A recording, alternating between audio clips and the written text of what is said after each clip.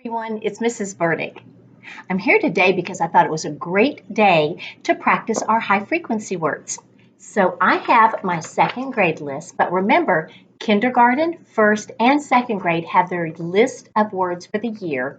They are great to put on cards. There's another video that I have out that gives you some other practice ideas. Today, I thought we would make some no-bake Play-Doh. And remember, when I read a recipe, I have to be able to read, so it's a great reading practice as well. Now, this is not just to practice our high frequency words. You might use the Play-Doh in order to practice your letters. You can make your letters.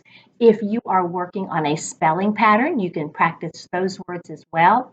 Maybe you just want to do some art for today. That is okay too. Now, looking behind me at my recipe, I know that I need a large bowl. Got it. And I know that I need some flour. It's already in there. So I have my 4 cups of flour in my bowl. And I know I'm looking at my recipe behind me.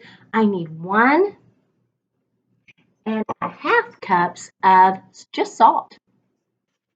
Just salt. So I put that in. And then it calls for 2 to 4 tablespoons of just some cooking oil. Now, remember, I measure it out carefully. I'm going to put 2 in to start with, and then we may have to adjust it. And remember, always have an adult's permission to play around in the kitchen, right? And then I know that I need some water, 1 cup of water, so I'm going to pour that in. Now, I'm going to mix it around.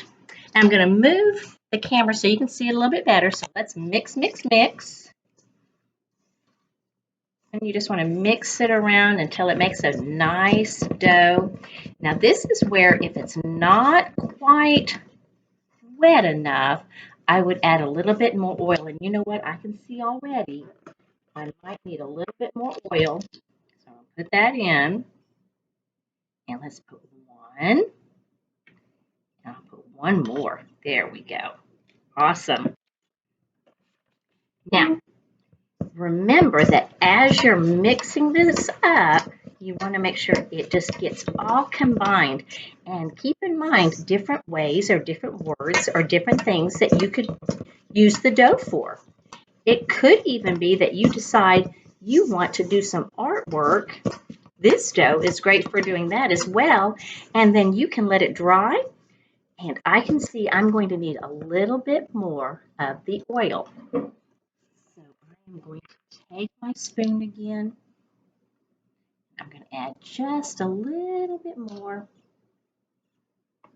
just so that it gets nice and moist. And then let's mix it up again.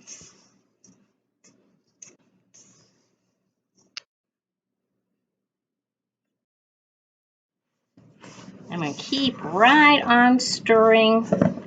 And it's really kind of an activity where you really have to get a feel for the actual dough to see if it's wet enough, if it's dry enough. I'm going to take my hand in there now, and I want to just, it's called kneading that dough, and I'm going to get it all that moisture and all that flour kneaded in there, and I just want to keep it in my bowl right now.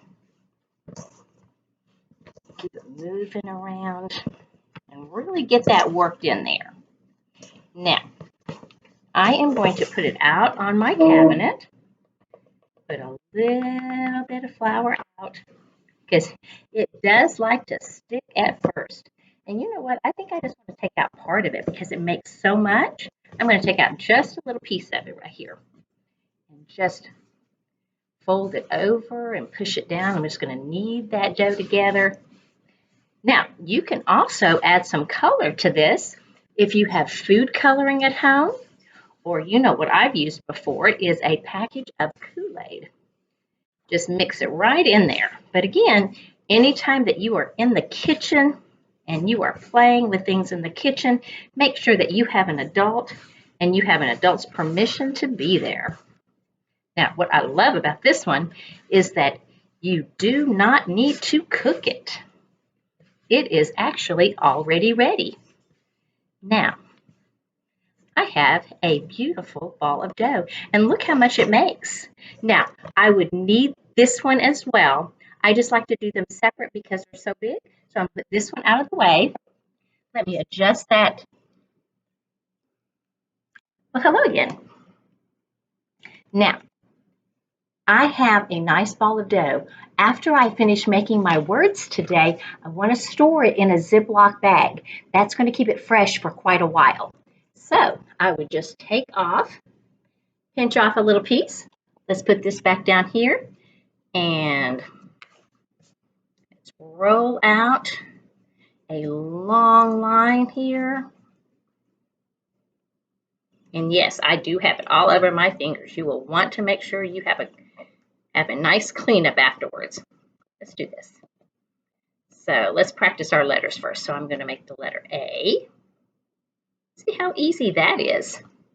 Now, boys and girls, if you make the Play-Doh, like Mrs. Burdick did, and you either work on your high frequency words or maybe a spelling pattern or maybe your letters, and you practice your letter names, have mom or dad or grandma or grandpa or aunt or uncle take a picture and post it on Paget Pridelands, or take a picture and send it in with your packet of work.